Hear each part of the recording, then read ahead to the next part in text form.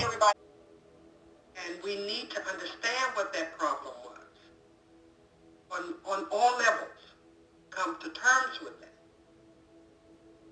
The third thing, and this is particularly for Black women, this concept of goddess, that's a Western feminist concept. It's a generic attribution to divine principles that have been embodied in what you all have been taught, the feminine. And it is symbolized through images of what they tell you are goddesses. Well, that's for them. But for you, these were your biological mothers. They were not abstract figures. They were your biological mothers who embody the divine spirit in the flesh, just as a Christ, just as a Buddha, just as a Krishna. That's who they were. Just as a Christ, just as a Buddha, just as a Krishna. That's who they were.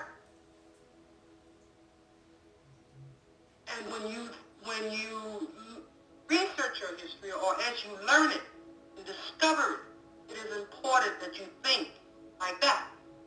These women, these goddesses, that the Western feminists call them,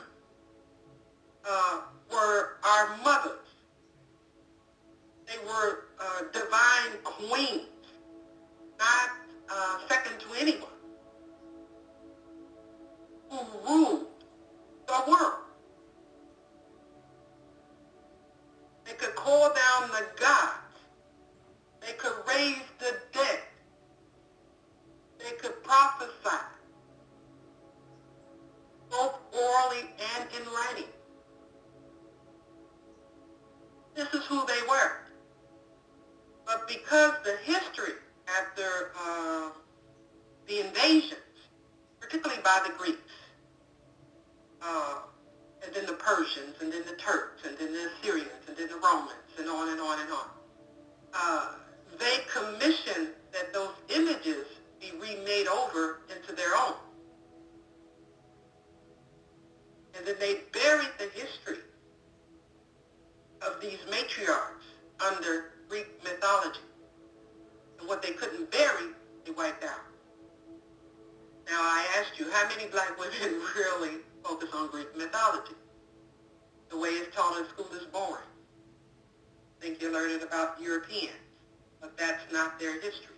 That's yours. And it's not mythology. It was real. They could actually manifest spirit in that manner. So as you're researching your history, understand it has nothing to do with feminism. It has to do with finding your mothers. They belong to these ethnic groups, African ethnic groups, that existed all throughout East Africa, and now many of them were forced across the Sudan into where present-day West Africa. That's the preference I want to leave you as I begin to talk about. Okay? Great. You said so much. You just said so much, because in listening to you, Mother, I am thinking about my own journey, and that's exactly how I came into it. I was, fortunate enough, because I came into it the white way.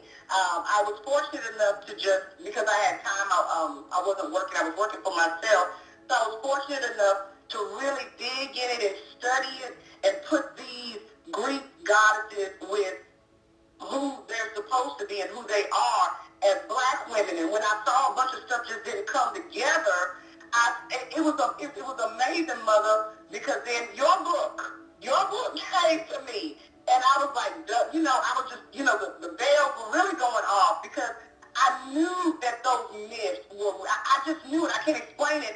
I just knew that those myths were real, that those women were real women. But what I wanted to say is, as I started to tell other people this, Black, white, no matter, when I started to tell them, I was attacked from all different ways. I was attacked by the white women. I was attacked by Black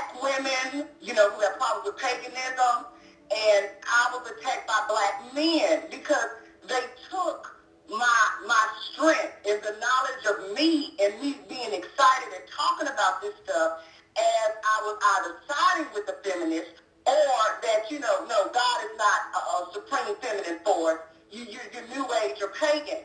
So it's amazing when I hear you talk about that, having read your book, because I was attacked in all three areas. And you will be, because it will take a minute,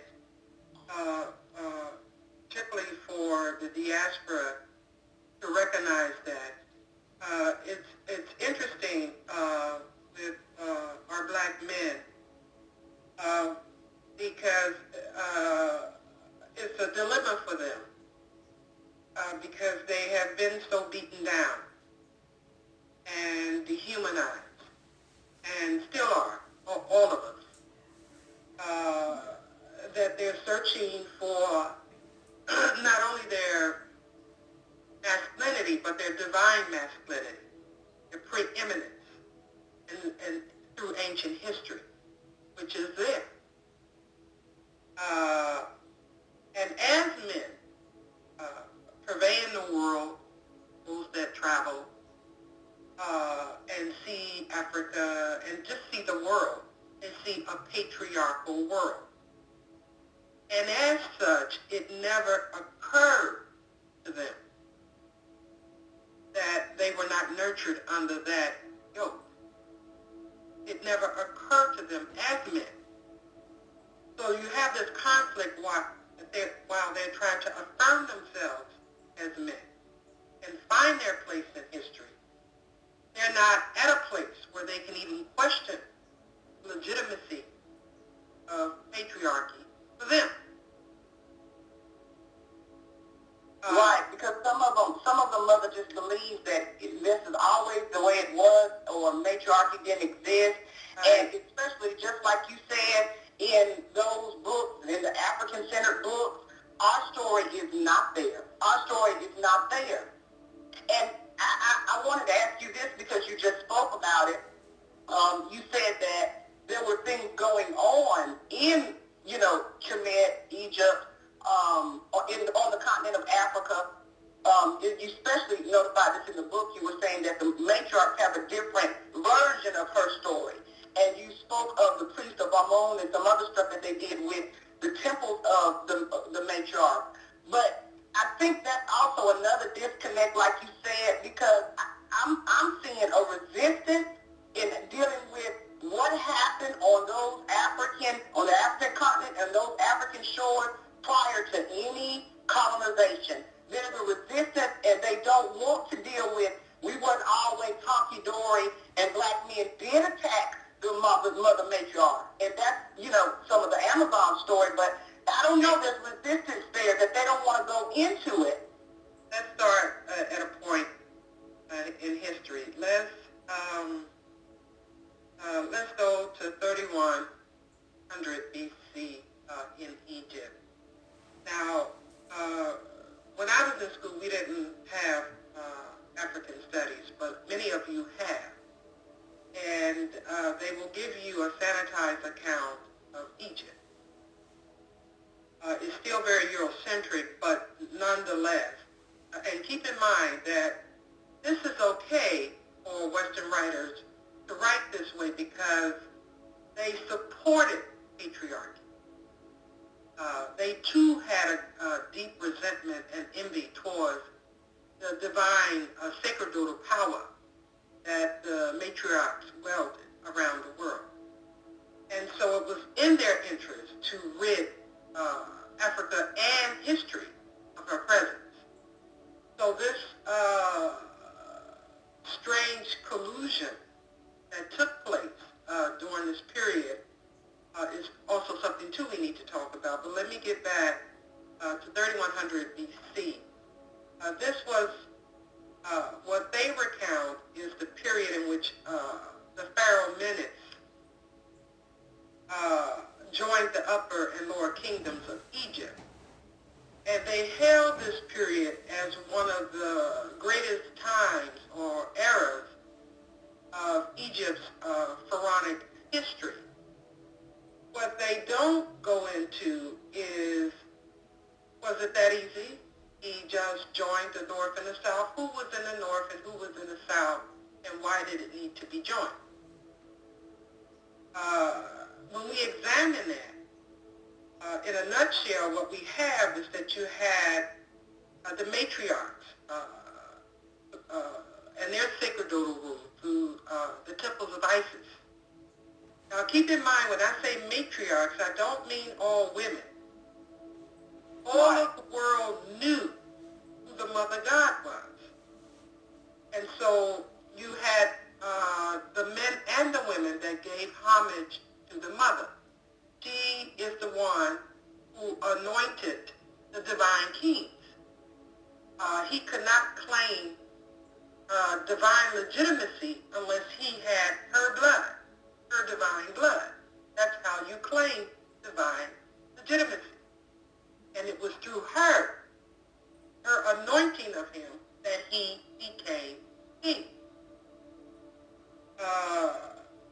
In the north, you had the temple of Osiris, but really what you had was the thunder deity, the fire, the thunder, and it was these temple priests that were in the north. Now, something happened during that period where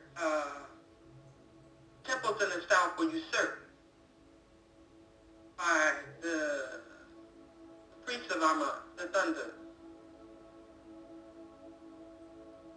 which caused a great dispersion of these matriarchs and their temples by the priests of Amun, the thunder, which caused a great dispersion of these matriarchs and their temples.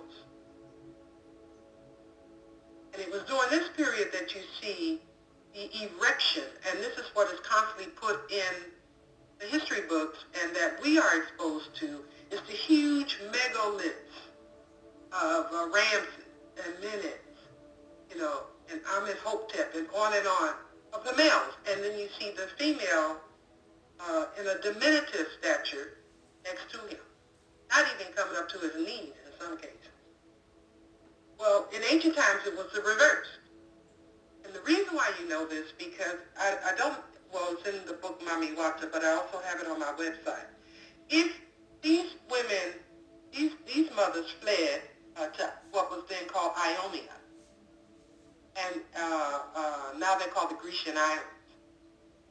They fled there. In fact, Ionia means the yoni, the mother spirit, the magic. They fled there and set up civilization there. And if you look at her megaliths, it's only her. These are not small images of votive or fertility dot.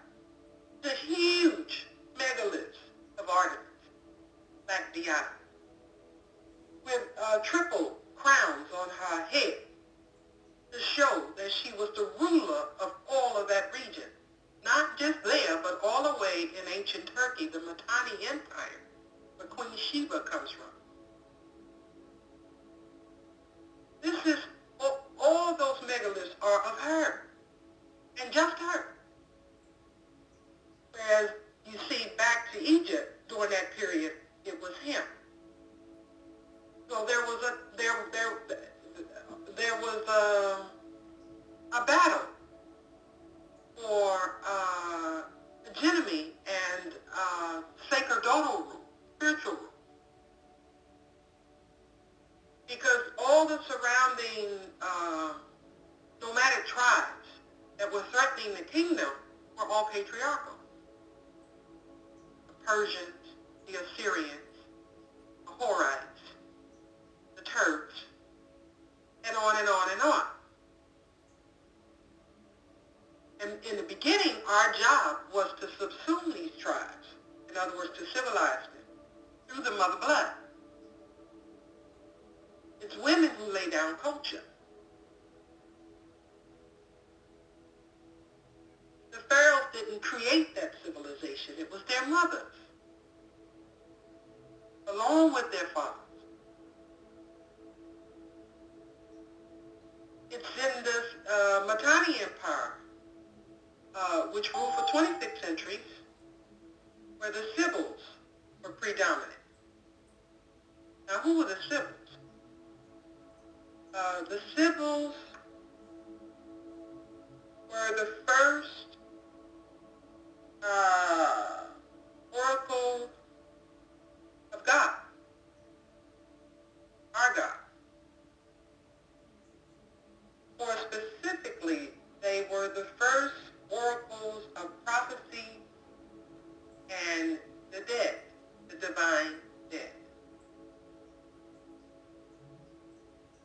They prophesied regularly throughout all the temples. Now keep in mind, every street you drive down, wherever you may live, you see a Christian church. Well, that's how the Sibyl temples were. Everywhere you went throughout the ancient world, every corner you turned, there was a temple, a Sibyl temple.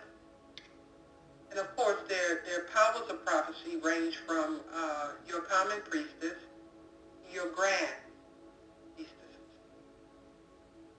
who gave the oracle for all the world. This is who the Sibyls were. It was not Noah. Let's rewind and go back to ancient Babylon, because they were everywhere. They were in Babylon, they were in Samaria, they were in Mecca, which they built. They were in Rome. They, of course, were all throughout Greece. They were everywhere in the known world, and they were known throughout the known world for their prophecy. And the world depended on their prophecy. It was they who prophesied the divine kings that now the Christians call Christ. Through their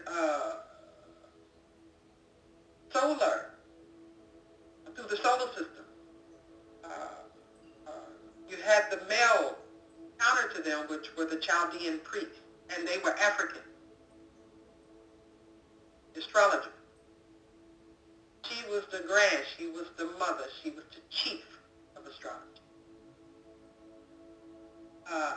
And even until today, in West African traditional cultures, tradition exists. Mother, it's interesting you just spoke on that, because sometimes when I talk to people about matriarchy, or when people, hear the word matriarchy, they just think it's a bunch of women hating men, but they don't understand that, of course, men, reference the great mother as well. And that brings me to something you just spoke on about this whole rift as far as the fight that was going on in Kemet in ancient times. And it brings me to this question that I have about the Amazons. And I wanted you to speak on them, because there's one in particular that they always show as white that was fighting in this Trojan War. And, they give Achilles all this attention, but you even spoke about that in your book. And I wanted to know, because I don't know when that time period was as far as it relates to her story, as far as what was going on with our temples. But I never understood why those Amazons were even fighting in the Trojan War. The Amazons were the stormtroopers and the protectors of Mother Right, especially when they fled out of Egypt and Ethiopia, Somalia, that whole East African region. They were the stormtroopers of Mother Right. Based on the oracle, they defended the complementary, not man-hating. That was the Greeks who hated them because they feared them immensely. They were the builders of the megaliths. They were, when they talk about the Masons, they just give the impression that it was pretty much a male order, but it wasn't. They were the builders and the namers and founders of cities, the ancient biblical city of Ephesus. They founded that for Artemis, the Black Diana, and built it 3 times. Each time it would be invaded, they destroy it before they let it be seized, and then they come back in and rebuild it. The Amazons were warriors. Just on a side note, there's a lot of side notes, a lot of ironies in history. You talk about interracial dating, and we kind of focus on black men today. But actually, it was the ancient mothers, because that was her right to spread the divine seed. It was she. And through the Amazons in particular, anywhere they set up military camps, they would breed with the men there, regardless of race. And then they would leave the children with the men to raise while they went off and took off to war. Oh, wow. At least the reverse of what's happening now. Like we hear a lot about U.S. soldiers coming back and having fathered children throughout the land that they went to war in. Well, that's how they were then. That's how they were then. And it was considered an honor to have had a child by an Amazonian or anyone from Africa, any mother from Africa, for the blood. But they were very, their origin, as far as my research has led me, was in Libya, ancient Libya, where one of the first civil temples, and one of the oldest, existed in ancient Libya. And they, the Gargon, or the Gargon, the mask. Well, anyway, that's the bridal, the sacred power of the queen. It was the Amazons were led by a queen mother, warrior, chiefess. She carried the ancestral power through this apparatus, bridal, warrior, chiefess. She carried the ancestral power through this apparatus, bridle that she wore around her waist. And it was this that when you hear the account of turning pillars to stone, of turning humans to stone, shuddered. I mean, that she was going to war with. As soon as she arrived, she had that, game over. Game over. This is why the Greeks feared them so. They hated them because they were so fierce and so successful in their battles. Troy, and first Troy, prior to the Trojan invasions, the Troys were African. Okay. This movie, I didn't see it because I can't bring myself to watch any more revisionist history. But there was a movie, I think it starred Brad Pitt, called Helene of Troy. Helene of Troy was African. They were not Europeans. They were African, Ethiopians, Libyans. That's who they were, originally. Those were their kingdoms, originally.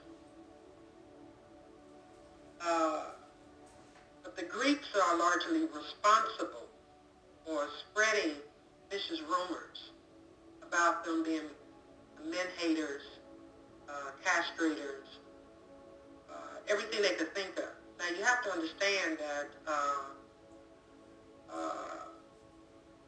this was a patriarchal culture, the Greeks. They were patriarchs to the point where they had a violent hatred towards women. They had never encountered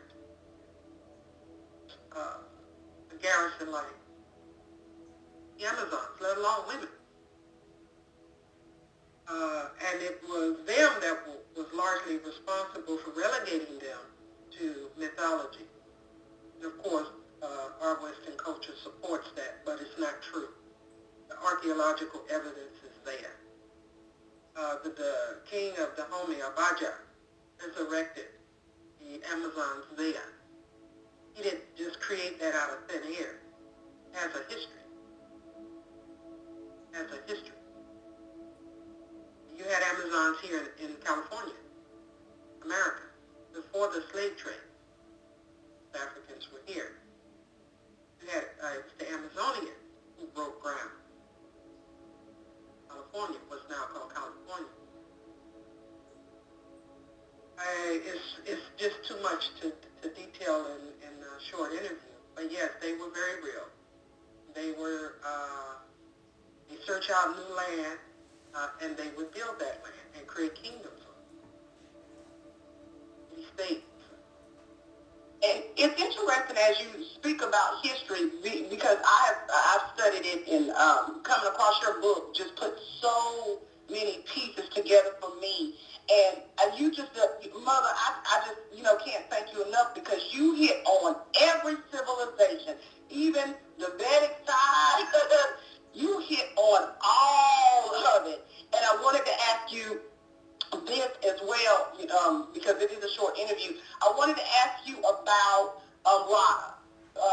And you mentioned like that Wata was like equivalent to Moses. I wanted you to touch on that a little bit and see how these goddesses that they call now in the Vedic tradition, how they have their foundation in this in the voodoo pantheon.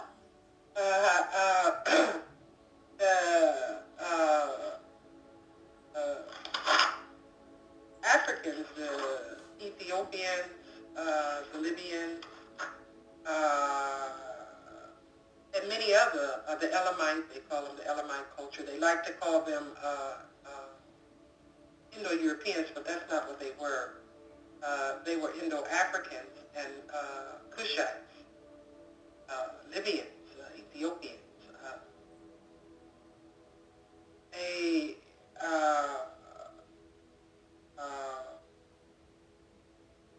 And including Artemis, Multimemia, all of the African goddesses and gods existed in India, especially northern India. This is before the so-called Aryans run them out, because they had crossed but prior to that, these same groups were in ancient Mesopotamia. And that brings up another point, and it's important that I say this. The way that we have been taught to study our history and to trace its timeline it has been confined to just continental Africa, the boundaries of Africa. The way that Western history has contained us is to give the illusion that we existed nowhere else, and if we did, and when we did, we were slaves. And this is categorically untrue. Archaeology does not support this, and neither does my knowledge of our spiritual traditions and a host of others. Ancient Mesopotamia, Yemen, Saudi Arabia, all throughout the Caucasus Mountains, Turkey, all the way to the Russian mountains. We were everywhere. In India, in Asia, we peopled the world, colonized the world before anybody else. And we set up civilizations there. Our language, our spirits, our culture, our theology, our cosmology was there first. Chandra, in the what's called the Kumara Mountains up in northern India, they found the oldest Buddhist images, which were African. One is called Chandra, Chandra is an Akan word, which means mountain of the moon. Prior to Buddhism, and patriarchal as it was today, was founded by the mother. It was feminine. It was the complementary, that logos, in other words, that principle, that divine principle of balance, masculine and feminine, was spread throughout our religions, throughout everywhere we went in the world. Or it was factional. That's the first thing we need to recognize. Now, the gods and so-called goddesses of ancient India, if you ask that average Indian who is Hindu, the origin of those goddesses and gods, he could not tell you. He could not go back 100 years. All he knows is that that is what he was taught growing up. And yet, the Hindu soldiers, when they had gone into ancient Egypt, they immediately recognized the same gods. And they immediately dobalied those gods. In other words, they prostrated to give honor to those gods. There's one called Ziliaman. She's in an ancient rock carving. She was a Swami. And she was worshipped as Hara Hara, the great Mother Earth, manifesting the generative principle. She was known by many names. Regina Collet, Black Maria Circes. She was the mother of all these divinities. Durga, Shiva, Krishna. In fact, the civil prophecies, when they prophesied for the Krishna, who was also African, and he is believed to have come from the Mende tribe in West Africa.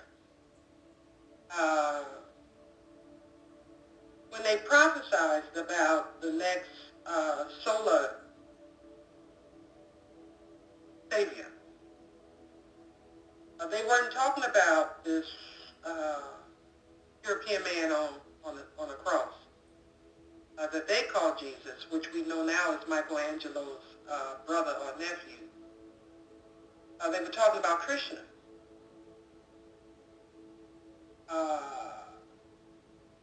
To rid the world not of this concept of salvation. It was not like that. It was congruent with the cosmic cycle of birth, death, and regeneration. And to purify the earth, the sacrifice, based on the ancient mythos, that the first god that come from the water, it was supposed to, the nomos, it was supposed to have been seven or eight, that one of them was killed. And it's not clear if it was an accident, if it was murder. But as a result, we were, according to the myth, we were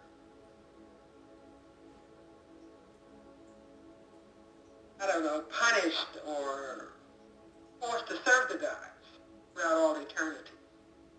And so every solar cycle, the spring equinox, after so many thousands of years, this deity would come manifested through one of our divine men from the divine lineages. It's difficult to because there's so much that needs to be added to that, and it's difficult to summarize it that quickly. But your book does a great job of it. Your book does a great job of it. I'm sorry, Mother, you were saying something about Kali? Even Kali was African. The original Kali was African. And the way that she is portrayed in the Hindus, because the Hindus who are really Iranians slash Afghanistanians, Afghans, hated the female principal as well. All those tribes, they did. And so when they finally were able to get a foot into our kingdoms, and a lot of them didn't crumble because of infighting. It was just the natural order of things. Kingdoms rose and they fell. And ours lasted for thousands of years, not just 500 years like America's going to last, about 500-600 years. Rome, they just rose and they went into decline, and eventually they crumbled. Well, our enemies would take advantage of that, and they would invade, and they would seize the temples. But the first thing they would seize is the sacerdotal order. The sacerdotal order, because that was the source of all divine power. With that, you could rule the world. This is why the seat of the Vatican was seized. Okay, now I have two more questions, and that was one of them right there, because you really go in on on the lies of this Catholicism, and your book is called The Sibyls, the First Prophetesses of Mami, Wata, the Thief of African Prophecy by the Catholic Church. So I have two questions. This is one of them, so we can talk a little bit about what you just said, how the Catholics took over the sacerdotal seat. Because in your book, you outline in detail and even show pictures of the doves that people come to see now as the Holy Spirit white were originally black. You bring out the Sibyls from the background of a lot of these pictures. Even in the Sistine Chapel, you show us that the black women were there. And I'll let you go ahead and elaborate a little bit on that, because even the seat that the Vatican is sitting in now was a holy sacerdotal temple place of the Sibyls. So I'll let you go ahead and speak on that, Mother. Okay. One of the things I want to say in reference to that and the divine principle is that until she is restored, there will be no peace in the world, nowhere. That's the first thing. The second thing is that as you read the book and you read the parties that were involved in her decline, her destruction, and the destruction of Africa and all the indigenous world for the most part, because they all honored her everywhere, including in Europe, all throughout Europe. If you read that, it will correlate directly to the very powers that exist today that are at war. Islam, which was usurped, which was hers. Christianity, which was usurped and perverted, which was ISIS, which was hers. And the Turks and Israel. The temple of Bet, which was the Mami goddess, Bet, which was the divine queen there. And that location is where Israel is today. That wasn't all Israel. It was there is where the divine Savior kings were born in her temple. Now, when I say these things, understand that the religions that exist in Africa, West Africa today, that they're trying to destroy, in Angola today that they're trying to destroy, in the Southern Sudan today that they're trying to destroy, is what